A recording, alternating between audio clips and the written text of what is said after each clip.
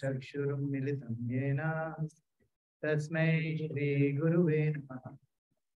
श्रीचैतन्यमनोभीष्टं स्थापितं येन भूतले स्वयं रूप कदा मह्यं ददाति स्वपदान्तिकम्।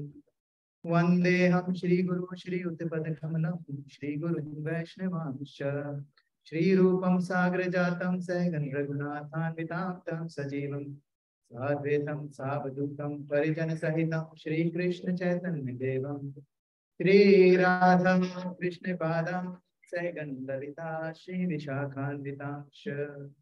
हे कृष्णा करुणा सिंधु दीनबंधु जगतपते गोपीश गोपिका कांता श्री राधा कांता नमस्तुते। तप्त कांचन गौरांगी राधे विद्याधरेश्वरी व्रजभानुसुते देवी प्रणमामि हरिप्रिये। वाञ्छाकल्पतरुभ्यश्च कृपा सिन्धुभ्येव च पतितानां पावनेभ्यो वैष्णवेभ्यो नमः। जय श्री कृष्ण चैतन्य प्रभु नित्यानंद श्री अद्वैत गदाधर श्रीवासादि गौर भक्तवृंद। हरे कृष्णा कृष्ण कृष्ण हरे हरे हरे राम हरे हरे हरे कृष्ण कृष्ण कृष्ण हरे हरे हरे राम हरे हरे हरे कृष्ण कृष्ण कृष्ण हरे हरे हरे राम हरे हरे। करोति वाचालं पंगुं लंघयते यत्कृतं तत्।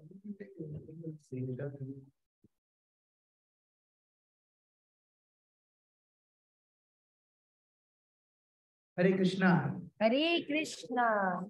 So, first of all, I really want to take blessing for all the senior devotees who are here, and I'm very small to talk on, in front of you. I'm I'm feeling very,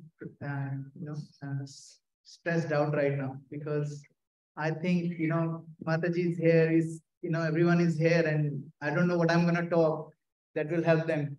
So I pray to the Lordship that whatever comes from my mouth comes from inspiration from Srila Prabhupada, comes from our acharyas. Whatever I have prepared, it is coming from, some of the devotees that I have listened to lectures and stuff, made some notes. Especially Shubha Vilas Prabhu was a big inspiration for me. So today's topic is getting relationships right as per scriptures. So when we talk about relationship, we say man is a rational animal. But there is Socrates actually said, man is not a rational animal, man is relational animal. What does that mean? That, we all are somehow or other connected with the relationship. Family, like, husband, wife, brother, sister, friends, mother, father, all those relationships. If those relationships are not there, we are not there. Like, we actually exist because of those relationships. So, and it's very hard, like especially husband and wife, when there are two people living together. It's not two people living together, it's two egos living together. And that's the hardest part.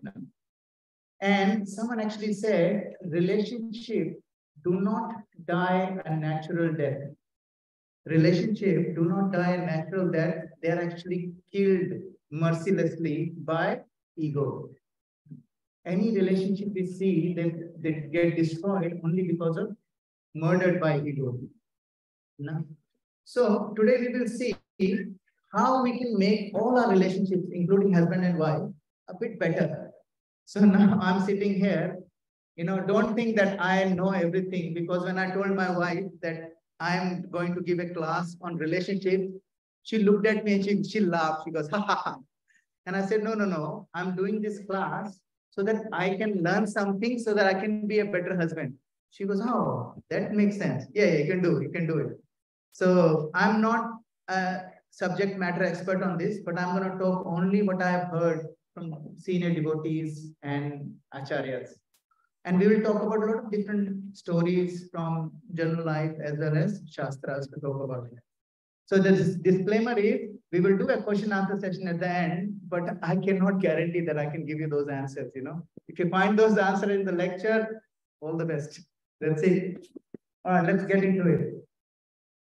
So, relationships are like birds.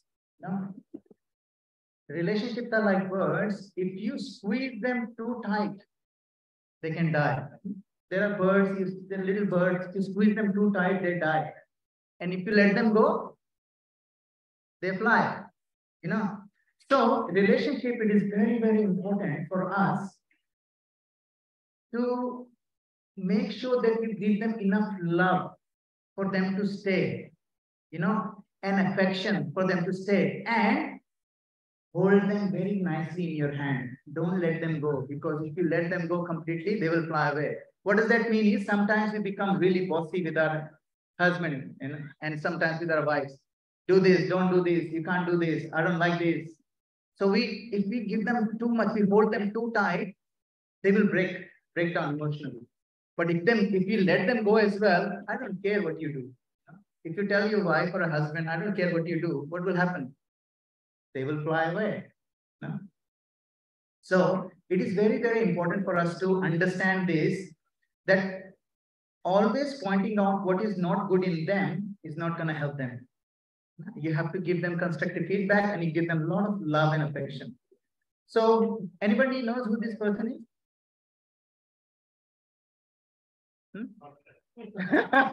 Yeah, husband, yeah. Stephen Covey, he's one of the main guys in leadership.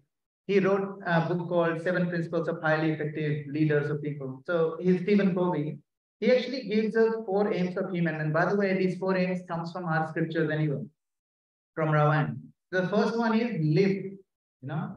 What does that mean? That why are we here? We're here to live. We're not here to just, pass our time. We are here to live. And then while we are living, the only way you can actually live here properly is if you learn. If you don't learn,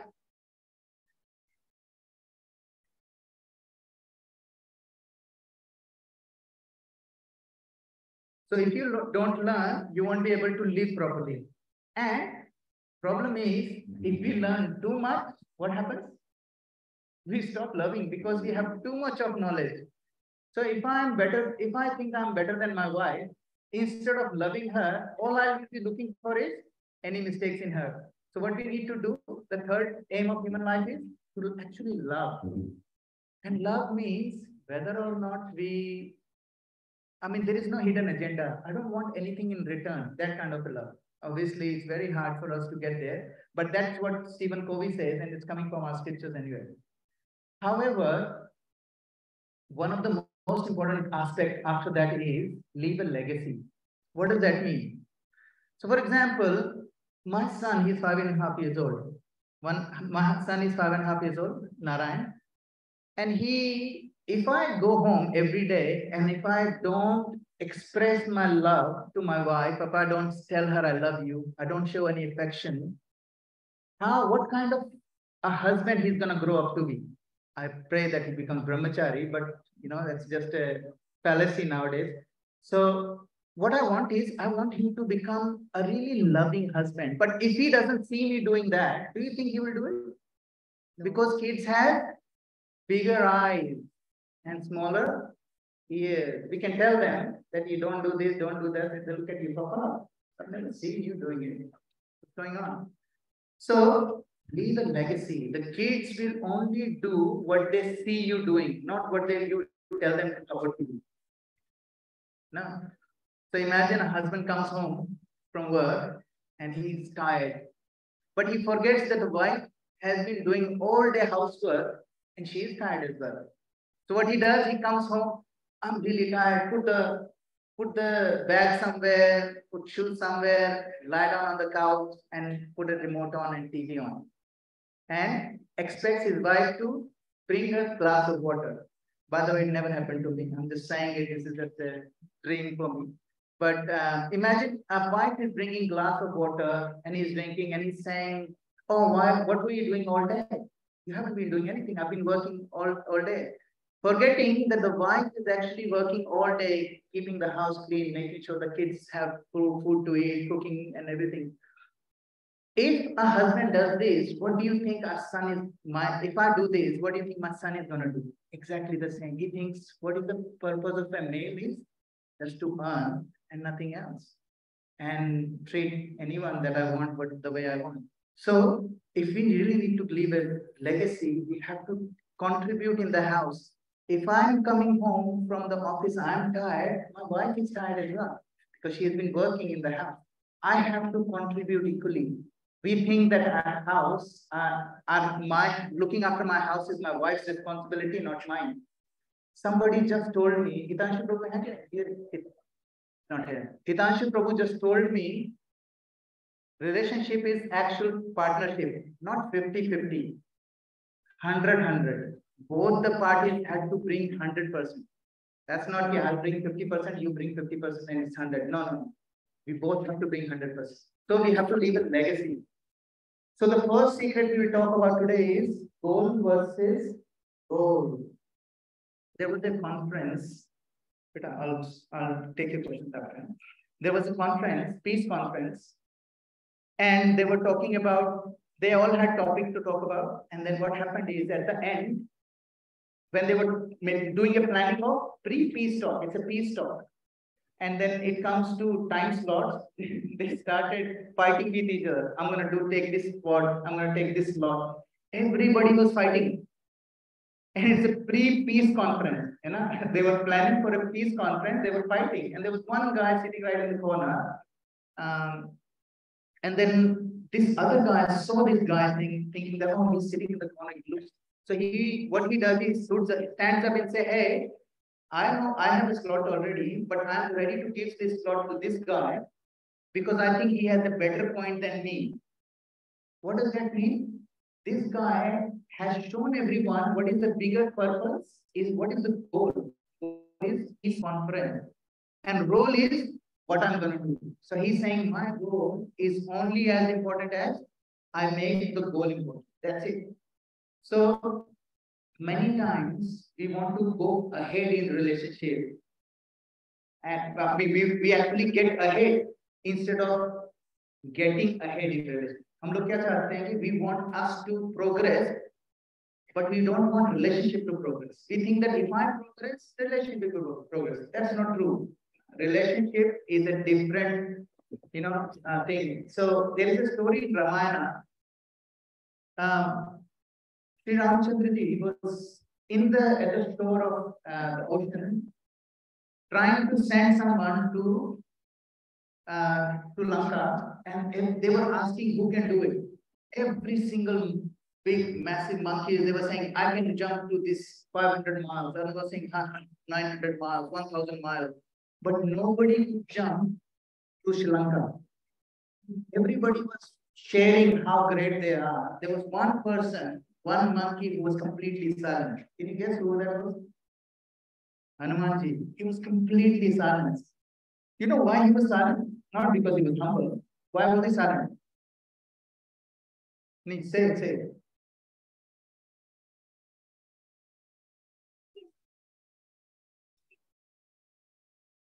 Yes, very good. Thank you. So he was not saying anything because he did not know his power. He did not know his strength. So who actually gave him that understanding of strength? Jamban. Yeah, Jamban. So Jamban, what he did is he actually started telling him, Hanuman, you forgotten, this is your power, and slowly, gradually, Hanuman suddenly started getting bigger and bigger and bigger and bigger. And he became so big. And after that point in Ramayana, the only hero of the whole epic was Hanuman. Everywhere, Hanuman. And every single chapter of Ramayana has Hanuman in it. However, for all of us, Hanuman was a hero. But for Hanuman, Jamban was a hero. Because Jamban actually made him realize who he is. Similarly, in relationships, if we know what is our goal is to grow in bhakti together. if we want to grow in bhakti together, it's not about let me go ahead and make ways. No, no, no. We all have to go ahead. And sometimes we have to tell our partner, like Janwan. And sometimes we have to let our partner become Janwan. Both ways. And that is the only way. Now, there are three kinds of lifestyles. The first one is independence, which is very, very popular now. You know, you get teenager, as soon as they get to year 11, what do they want? They want to live alone. They want to live alone. Priyanka Mataji is a big example here. We want to live alone. Kids want to live alone because they want independence. Independence is important, but only to a limit. Second kind of lifestyle is dependence, where, you know, no, I don't care. I'm fully dependent on my partner. Whether it's a life partner, whether it's a brother, mother, 100% dependent. That doesn't work as well. So what is the third one? Guess. Interdependence. The third one is interdependence. And this is what we're going to talk about. You know, how can we become interdependent instead of just being dependent or become independent? If we become independent, we become that bird that flies away. If we become dependent, we are that bird that gets caught in. So what we want to be interdependent. So in order to be interdependent, we need 4 A's of relationship building. The first A is acceptance. There was a guy, so wife screamed to his husband, to her husband from the door saying that, hey, there's a vegetable vendor. Are you okay for me to get 2 kilos of peas, mutton? Can I buy 2 kilos of peas? And the husband goes, oh yeah, do whatever you want. You don't have to ask me. She goes, I wasn't asking for a suggestion. I was asking, are you able to peel them or not? Do you want me to get less? Are you okay to peel 2 kilos? I wasn't asking for a suggestion. So her husband thought, oh, you know, she's asking me for something. She wasn't asking. She was asking permission. She was asking, are you able to help me or not? So, Vidur Niti talk about two kind of Vidur Niti. Everybody knows who Vidur is. Vidura. Vidur Niti says there is a bee when it goes on a flower to suck out honey. Has it ever happened that the bee sucked the honey so much that the flower died? Itna choose liya कि flower ही ना. So Vidur Niti says we should actually take advantage of our relationship, not in a bad way, to a point that the person is left with something, or actually more. When the bee goes in there and leaves, the flower is still blooming. But as a human, you want to squeeze anything. At work, if you are putting your hand for everything, the boss will come and squeeze you in. No, take everything until you die. You just keep getting work up to work. So, what usually people do is people love things and use people. We should do opposite. We should love people and use things. Now, another thing is acceptance is a very important thing. We need to accept people for who they are. Now, my wife, when we get married, like we've been married for almost 13 years, my wife was telling me that you have changed completely. In 13 years, you have changed. I said, you are meant to change. No? She goes, but this is not the guy that I married. Like, if you want me to be that guy in college who was good for nothing, always drunk, smokes cigarettes, if you want that, I'll be that. She goes, no, don't do that. I'm talking about that loving person that you are.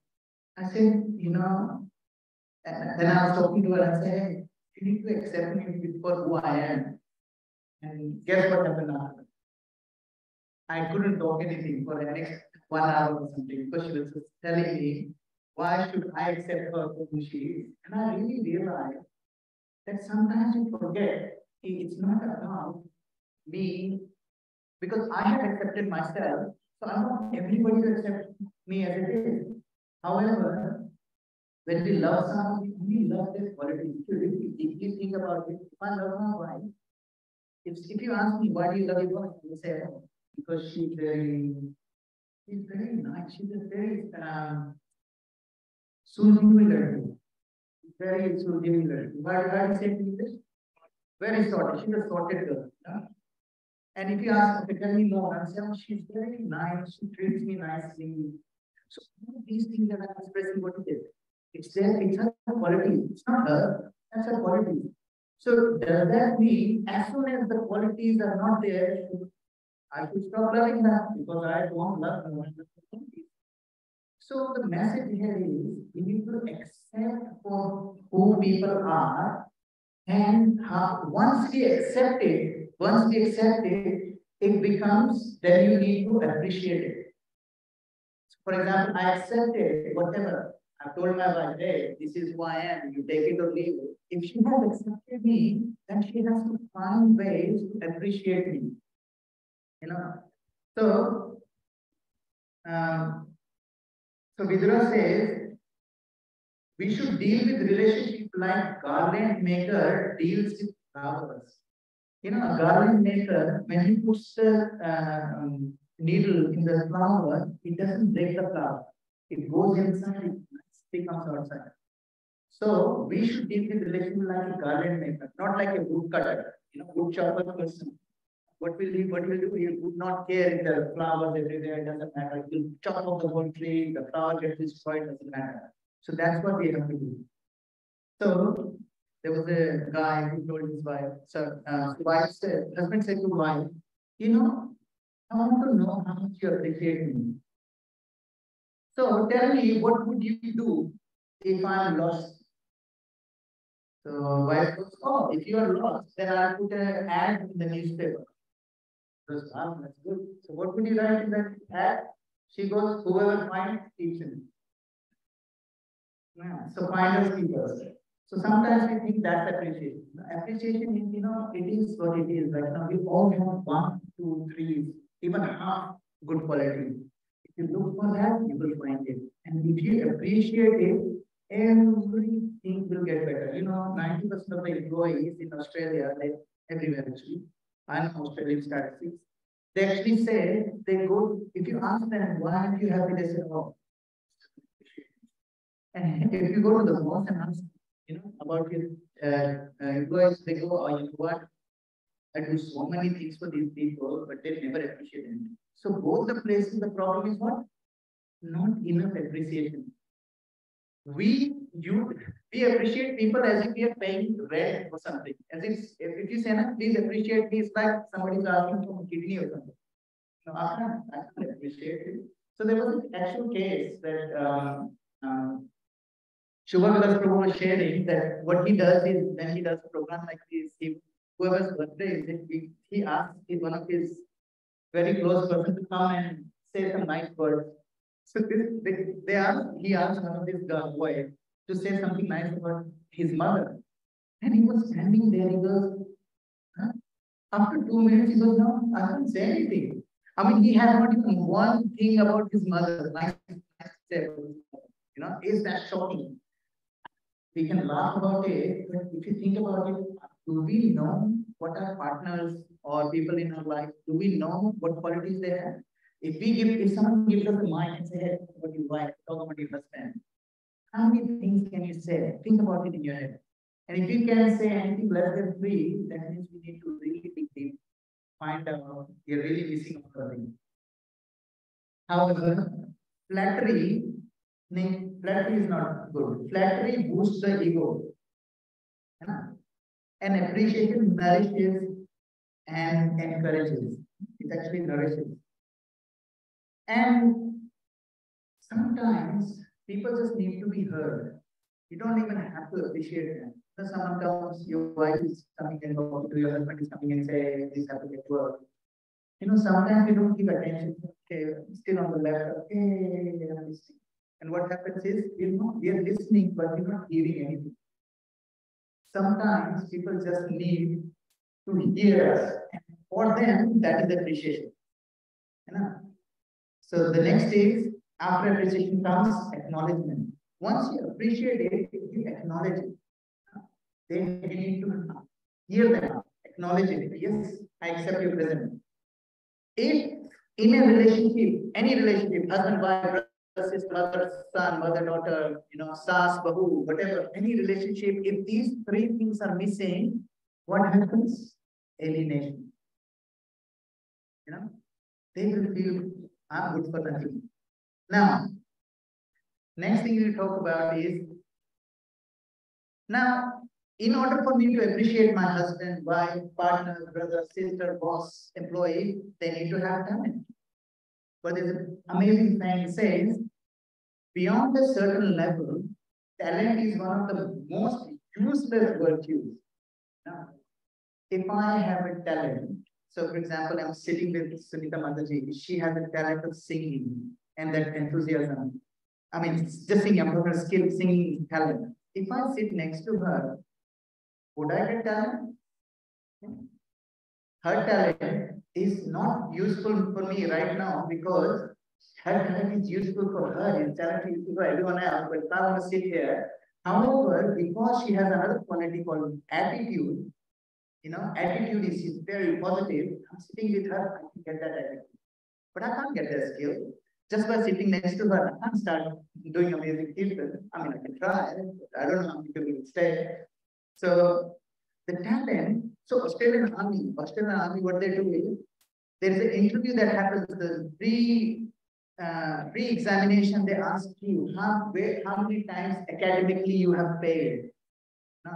And if you have not failed academically, you don't even go to the next stage of interview, because if your first failure is in the water, at the bottom, when you're fighting with the gun, then we don't know how you're going to react in the failure. If you fail in the war, you don't know how you're going to react. So they actually have a prerequisite of you need to have some failures in life. What does that mean? You might have to be talented, but talent means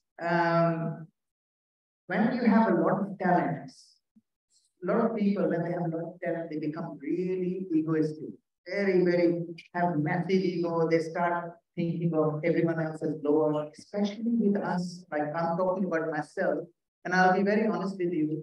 I used to think that I'm more mature than my wife.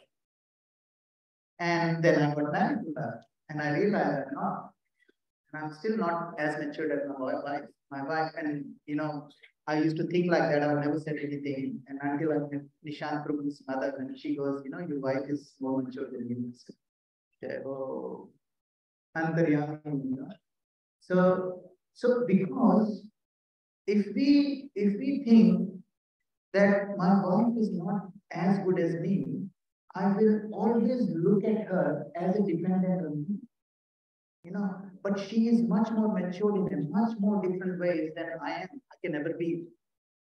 And knowing that, I understand that just having a talent, talent, I can go and do a lot of good spreadsheets, but she can sort out her stuff by just talking to me. So she is more than a talent. She is actually her attitude towards life is better than mine. And that's why her talent goes up. So someone says talent is God-given. If the talent is God-given, so become humble. You should be humble because talent is God-given. Fame is self-given. So you have to be grateful. If you get a fame, that means you have some talent, got famous, so you become humble. Grateful. Egoism is self-given, which is, so you have to be careful. Now, good attitude. Someone will say, okay, Prabhu, I have a good attitude. Does it guarantee I'm going to be successful? Not really. But if you have a bad attitude, it is a guarantee that you'll be a failure. Somewhere or other, you'll be a failure. Because talent can open you first door to success, second door to success, third door to success, even fourth door to success. But the final door to success can only be opened by attitude. So we need to understand, beyond a certain point, talent is the most useless virtue one can have. You know?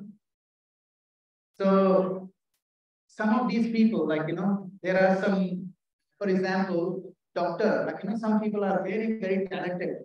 And they are so talented that they give you solution for problems that you haven't even asked them.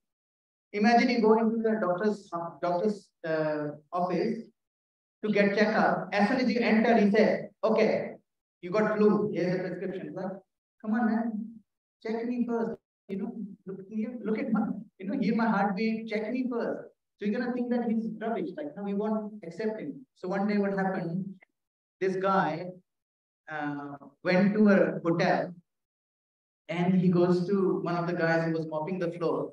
He asked him, hey, I need your help. Because what happened? Because do you know the medicine? Do you know something that I can stop hiccups? Hitchkey. He goes, yeah. He picked up his mop and bam on his face. He goes, why did you hit me on the face? Because dekha, hitchkey band, no hiccups anymore. He goes, I wasn't talking about me. My wife having hiccup outside.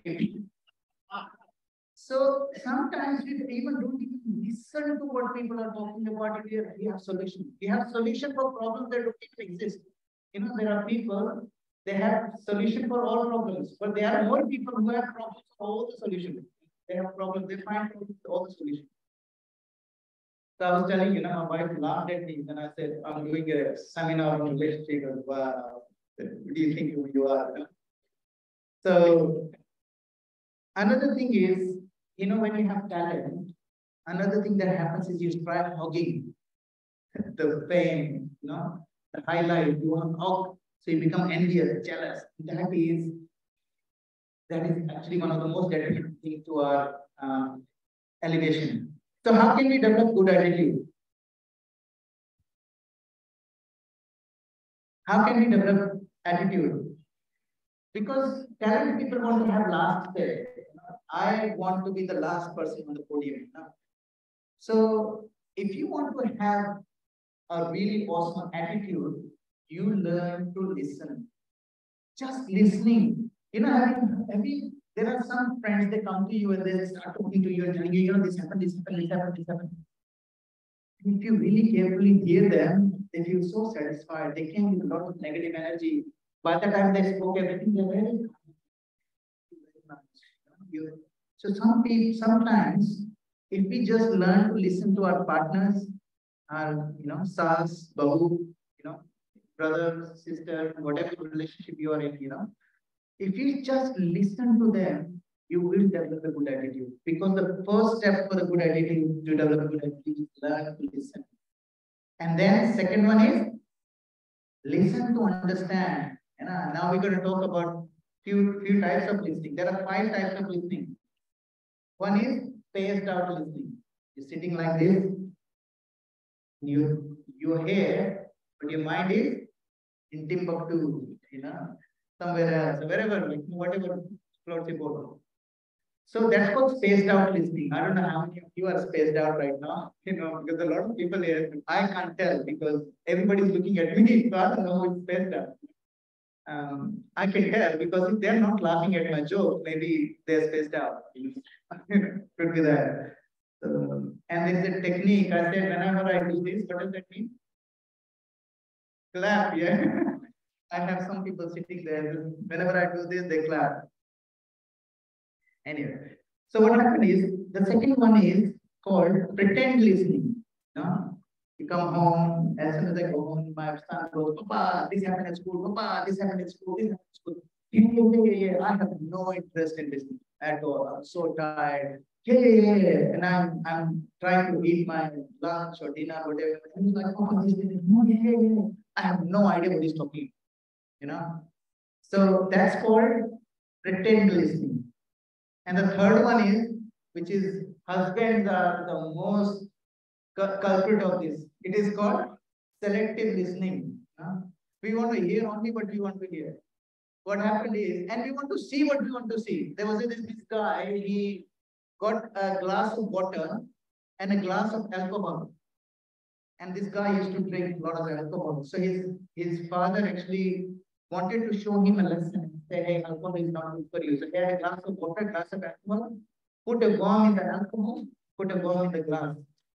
So the worm in the glass was floating and still swimming, and the worm in the alcohol died. Then he asked his son, what did you learn?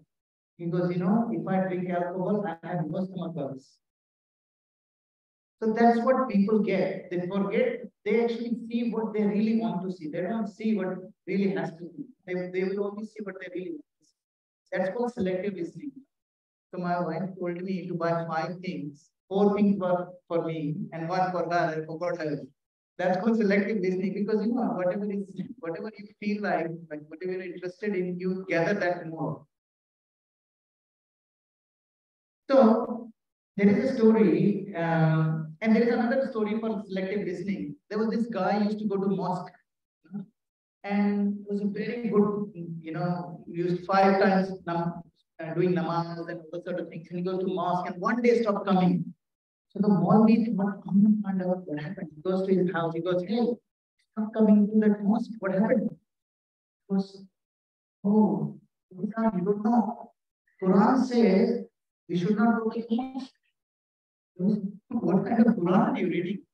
He goes, show me. He goes, he got the book. And he actually says, there was a line in there, it says, one should not go to the mosque. But that was the last line on the page. The next line says, without washing your hand and feet. So it was a selective listening. He didn't want to do the mosque. So he read the book and he closed his Quran. That's all I wanted to hear. And he put it away and never went to the mosque. So that's called selective listening. Now, one day, Dashrath Maharaj Dashrath Maharaj was very impressed. Everybody wanted Ram to the king. So he actually asked he went to ask some of the citizens, he said, why do you want Ram to be your king? He goes, Ram, he's such an amazing person. He comes to our house, and when we are happy, he becomes so happy. He becomes more happy than our relatives. And when we are sad, he will sit down and cry with us. Imagine Supreme Personality of Godhead, Shri Ram. He's sitting and crying. He's not crying. Hey, why are you crying? I am the Supreme Lord. What do you want? Here you go. He's not saying that. What he's saying, what he's doing? He's sitting there and listening to them and crying with them. And that is what we need to. We were talking about active listening. That's what he was. And the Praja said to him that this is the reason we want Ram to be a king, because he when he's with us, he's just with us. He's 100% present. But we are not. So the last listening is self-centered listening. Self-centered listening is main hi main hu, dusra koi nahi. There is no one else in the world except for me. If you want to talk to me, if you want to talk to me, just talk about me. Then I'm with you. Otherwise, I'm not going to listen to you. That's called self-centered listening. But none of these listening work. I didn't get that. Could you try again? The only listening that works is empathic listening. What is empathic listening? The one that Ramji used to do. Empathic listening, you're actually feeling their emotions. Not because, there are things we can't relate. There are things we can't relate, but that doesn't mean anything. We need to put ourselves in their shoes and try and we can't actually fully understand what they're going through, but we can actually try. We can just try sitting down with them and try and feel their emotion. And that is called active listening. So the fourth secret is you have to prepare yourself. We prepare for our jobs. We prepare for our travels. But have we ever prepared ourselves for a relationship? I don't know. I mean, there is nothing that, we have never learned. Dad, my father used to say, you have to be a good person. I don't know what good person means. Good person means helping everyone else. But what about my wife? I'm helping everyone else. I'm neglecting my wife. Am I a good person? I don't know. So we are never prepared for, what happens is when you get married, then you pitte, you get, Sometimes you get information and some people get beaten the whole life, and they still don't understand. They still don't learn. So what happened is, Dronacharya asked Duryodhana, he goes, Duryodhana, go find one person who is better than you. Go and find one person who is better than you. He went and looked and looked and looked and came back and goes, nah, couldn't find anyone who is better than me. Everybody has some problem. Everybody has a problem that I'm better at, and he's not. So I couldn't find anyone. And the same thing when he said to Yudhishthir, he said, go and find one person who is less than you. Yudhishthir came back, he goes, couldn't find anyone. Because everybody in one respect or other is better than me. So what does that mean? That means our preparation, our life is a mirror kind of stuff. We only see in others who we are. If we are always doubting someone, what does that mean? We have no faith in ourselves. If I'm a thief will always look at everyone as a thief. A mathematician will always look at everyone, okay, he must be thinking of this in math terms. If a musician will look at people and say whether he's a musical or not. Everybody has their own lens. So painting is a past. When you look at a painting or a photograph, it's a past. It's in past. But mirror is present. This is who you are. And sometimes people actually don't look at themselves in the right way. So what we want to do is we always want to say, how many times we have told our wife, hey, you know what your problem is? Have you started a sentence ever? Started a sentence in, do you know what a problem is? And I have done it so many times. It was very bad. So we have done it. Do you know what a problem is?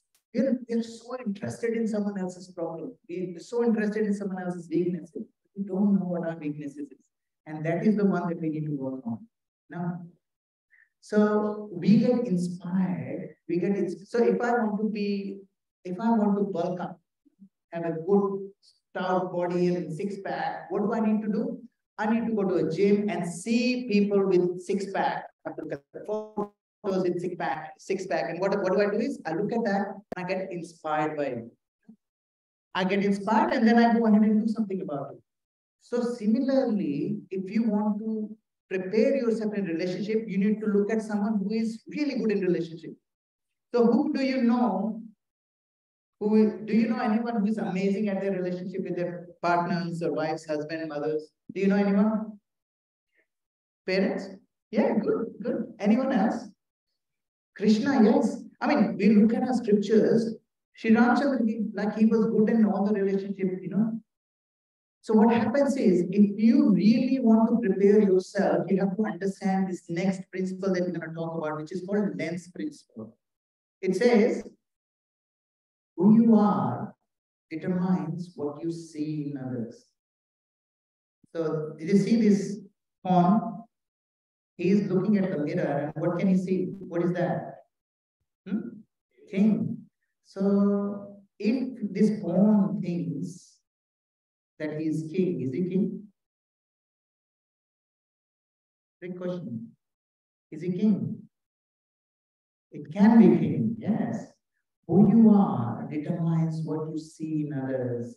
So, and who you are determines how you see others. Who you are determines what you see in others. Who you are determines how you see others. And who you are determines how you see life. Now, Duryodhana, when he used to look at everyone, he used to look, something is wrong with this, A person who is obsessed with nail paints, anybody who's obsessed with nail paints? Anybody here? You are. So when you look at people, the first, automatically your eyes will go to their nails. Yeah. And this is what we are. This is who we are, who we identify with. We look at everyone else in the same light. If I like nails, if I have really nice hair, which I don't, I will look at everyone and look at the hairstyle. If I have a nice goatee and stuff, I will always look at facial hair. So there was this story where this old man was sitting outside a village, and And there was this guy who came, and he asked the old man, hey, I want to move. I used to live in that village, but I want to move. I want to live here. Can you tell me anything about this village? What kind of people live here?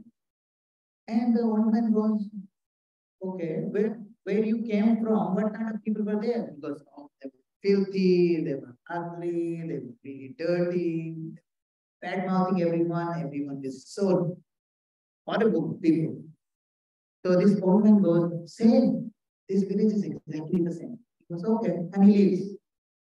And then another person comes. He goes, oh, I want to move to this village. What kind of people live here?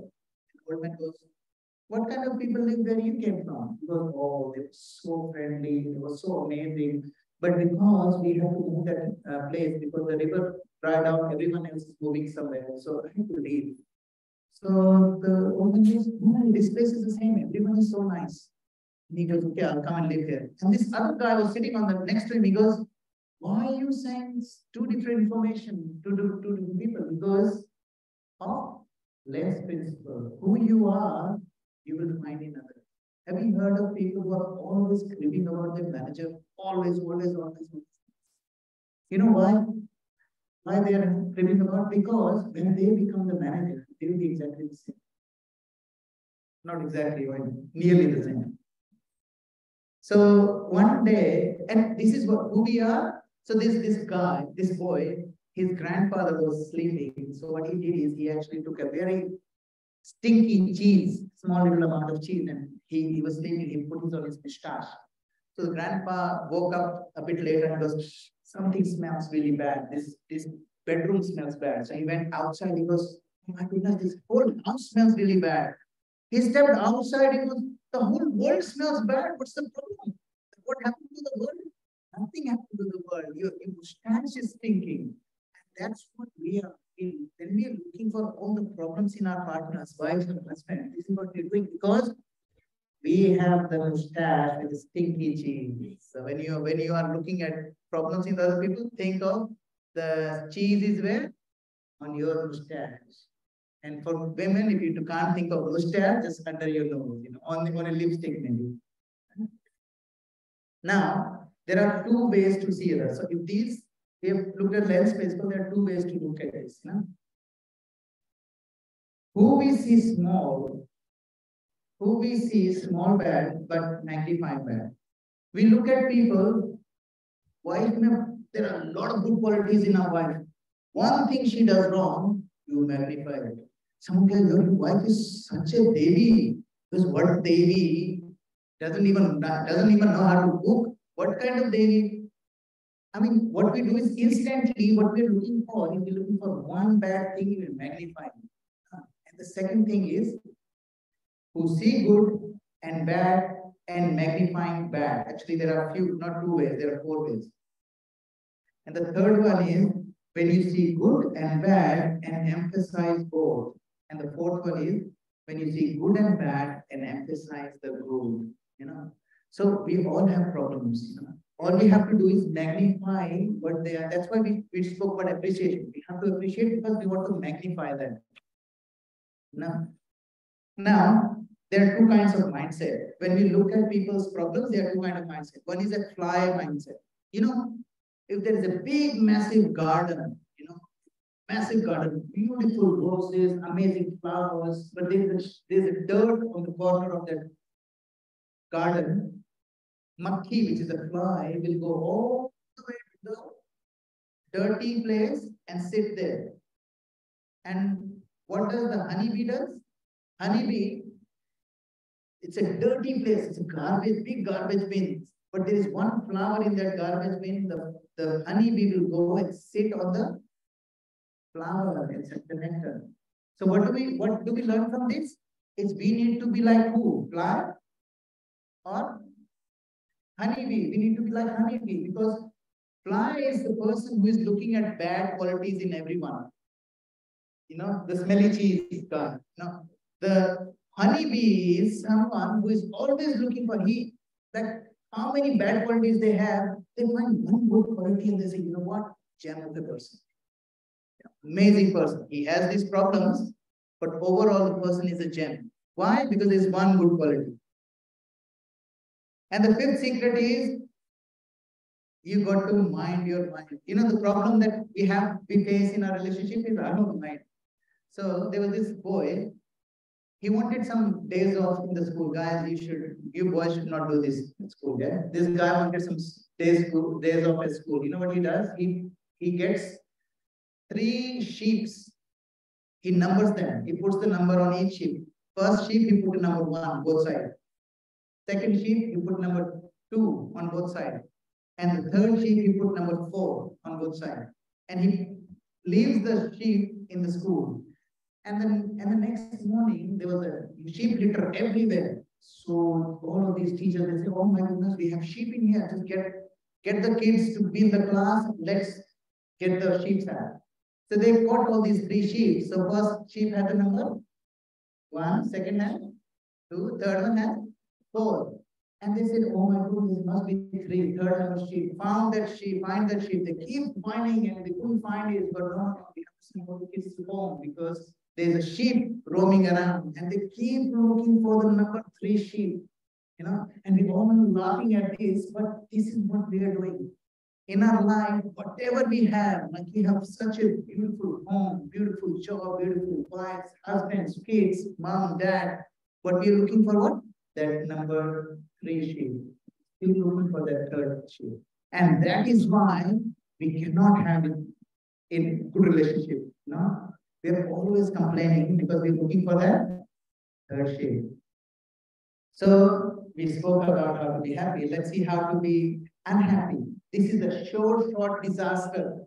100%, it's a 100% guarantee. If you want to be unhappy, try to make everyone happy. Everyone happy. You will never be able to make everyone happy. And if that doesn't work, try and make everyone happy with you. You're talking about, like, I'm sitting here talking. If you want to know more about me, just call my wife and she'll tell you everything about me. You'll realize what a fool am I sitting here. You know? So I cannot make everyone happy.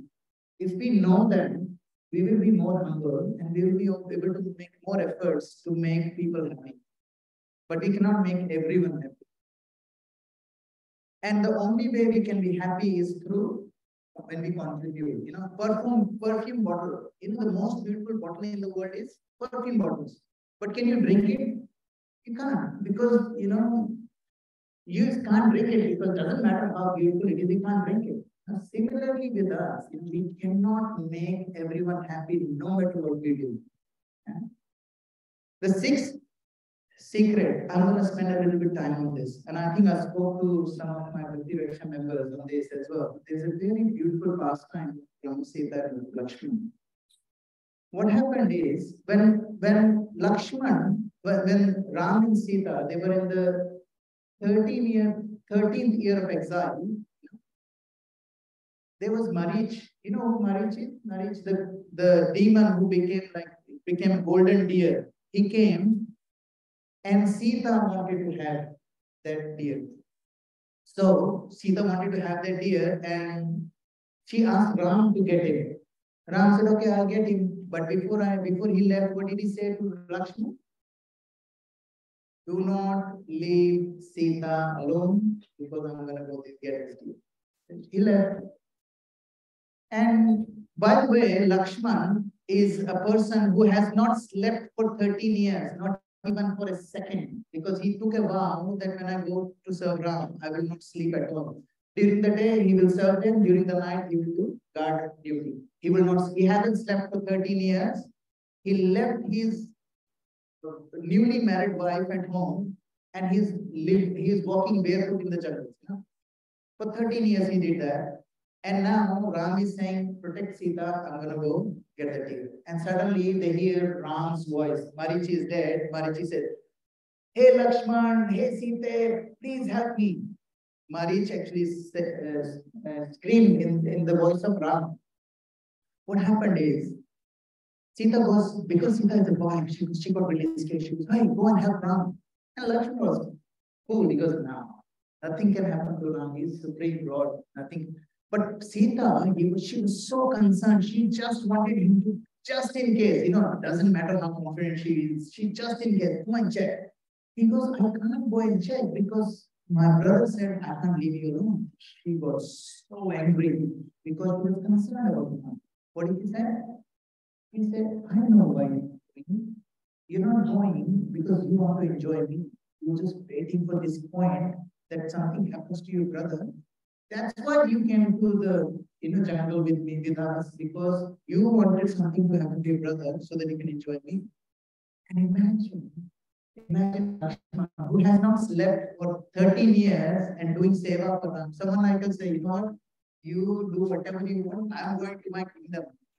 My wife is waiting, and I've got like 100 million Naukar Chakar. I don't want anything. But he didn't. He looked at Sita Ma. He goes, okay. Then he draw the Lakshman Rekha and he goes. Now he's walking, and Ramchandra is coming from the front. He goes, yeah, what are you doing here? He goes, Sita Ma said, he goes, what do you mean Sita Ma said? I told you to stay with Sita. You left her. He goes, yeah, what she said. He goes, and then he started running. Ram started running. Both of them, they ran. Sita was gone. Ram looked at Lakshman. He goes, you are such a useless guy.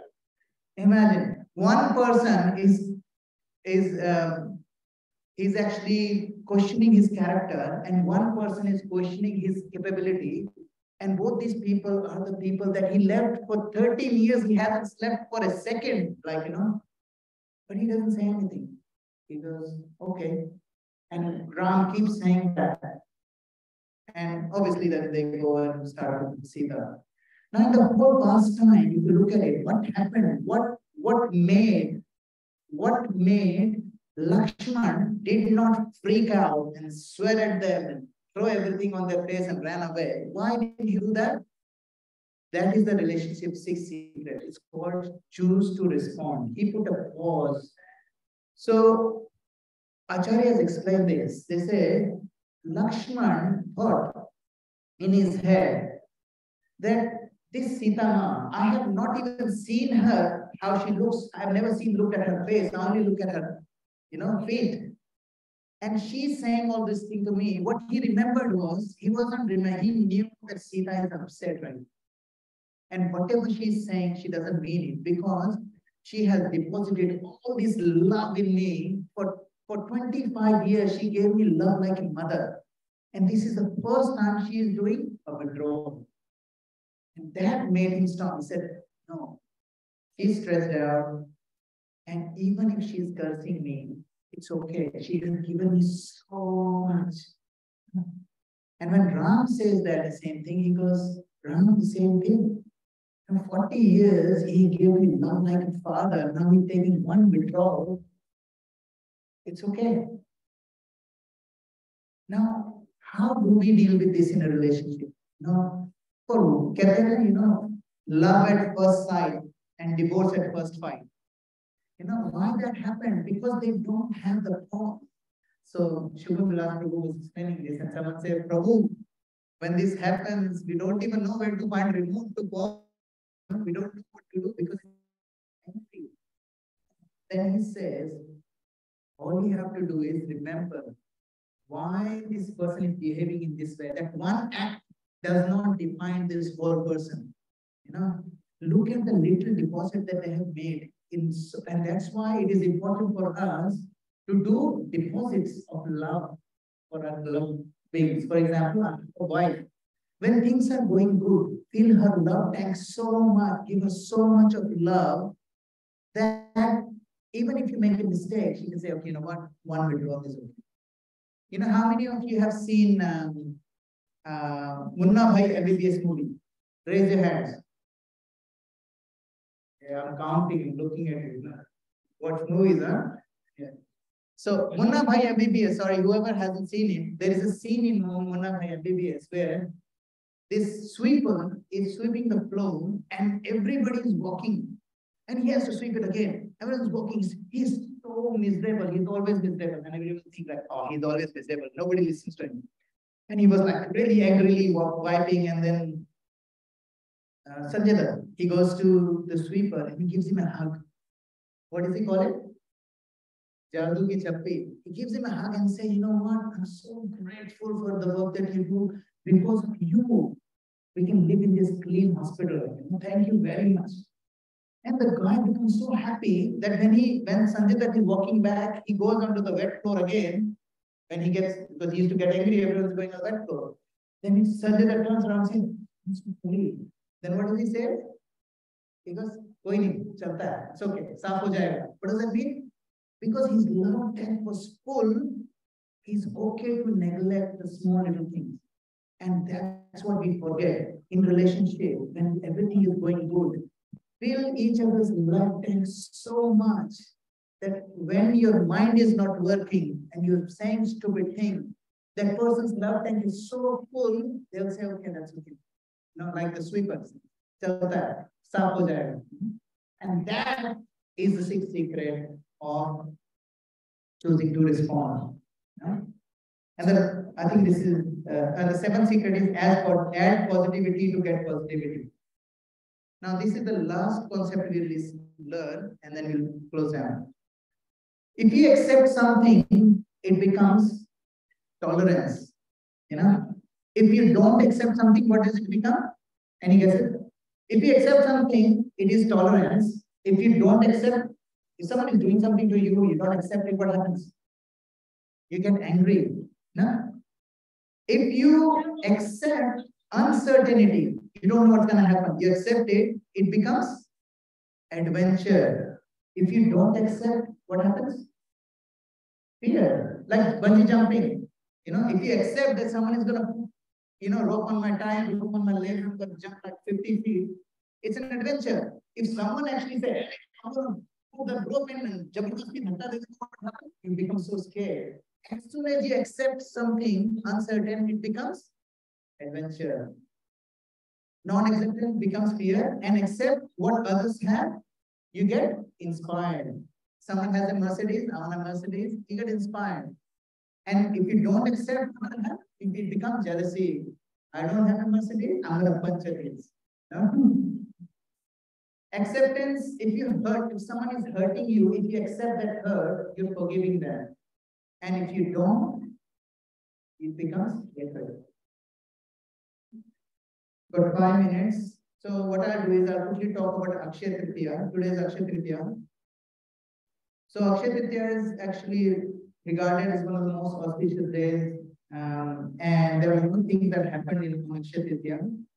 Akshaya in Sanskrit means inexhaustible. Akshaya, Draupadi had Akshaya Patra. Food never finishes in there.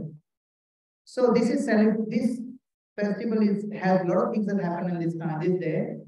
And this day, Sudama actually went to Dwarka and met Krishna on Akshaya Tritiya. And Akshaya Tritiya is actually dedicated to Lord Vishnu. And Treta Yuga actually began on this day, Akshaya Tritiya. And it is also a Parashuram Jayanti on Akshaya Tritiya. And there is another thing that this scripture says that Ganga actually descended on this day as well. There's a lot of significance. And Jainis actually celebrate the birth of their first Tirthankar. Do you know who that is? Huh? No? No. First is Tirthankar. Rishabdev, yes. Very good. Rishabdev. So Rishabdev, today he was born. Rishabdev. So today is the auspicious day. People spend a lot of money buying gold. And the reason why people used to buy gold, so that in the time of need, they can actually use this gold, because life has got lots of ups and downs. This gold will help them sustain. Okay? And look, I'm going to stop here and ask if there is any questions anybody has. Everyone is.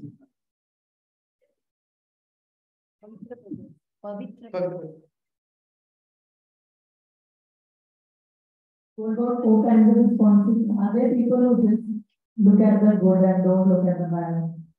I'm not one of them, that I can guarantee. But there are, like for example, Srila Prabhupada, he was one of those people who never used to look at people's problems. He always looks at people's beautiful things. He used to leave his prasadam thing right in the same fridge where they used to keep meat in there. that kind of tolerance, because he was so happy with their service attitude that they are letting him live in that house.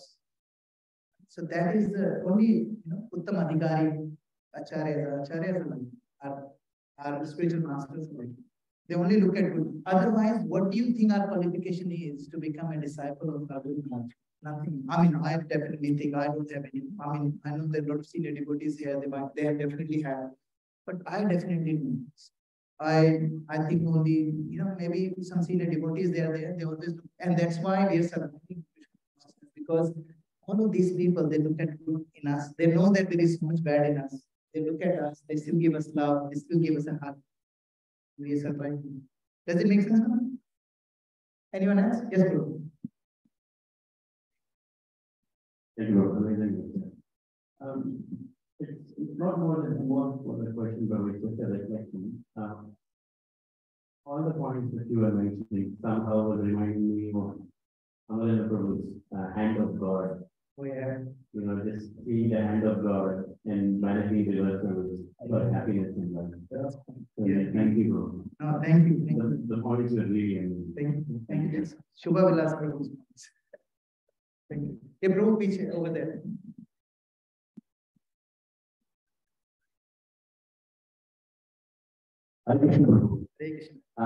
You're saying in Akshay Tritiya you can buy gold, but Bhagavatam says Kali can enter when you keep gold at home. So, Yeah, trick question. Prabhu is asking trick question. You know the answer, Prabhu. Actually, gold, Kali definitely stays where the gold is, but Kali only stays at the place where the gold is used for sense gratification. If we use that gold for our devotional service and to enhance us in devotional service, to offer to the Lord, and even if you give some gold bangles to your wife, you're actually giving that gold to your wife because that wife of yours is a gift of God. So ultimately,